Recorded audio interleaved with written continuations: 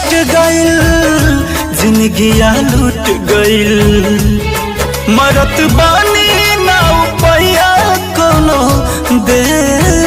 जा हमर भीतर फाटो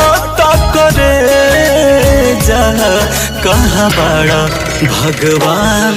अकेले लिख के दिल पे नाम बेवफा खुद ही कलमिया तोड़ दे जह दिना इश्क पे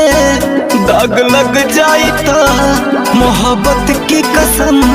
मोहब्बत छोड़ दे। हो ये धोखे प्यार के धोखे हो मैंने दिल पे सहे हैं रो रो के किसी से कोई प्यार ना करे ये हो नहीं बूझे हमरो हालतिया कुछ दिन से भइल ना उनका से बतिया तू ही कुछ पैया लगावा चंदा रे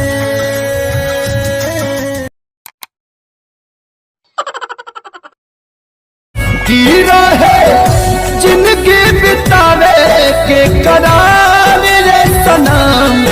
हम जियते बानी बदल दे हलुया रे सनम हम जियते बानी बदल दे हलुया रे सनम खबरों न ले लू अब तक नंबरों न दे लू हो जहिया से शादी कइलू हालो न पूछेलू हो सही सतैबू काहे जान चन चन कहत रही सचहू में चान भइलू मुँहले पयबू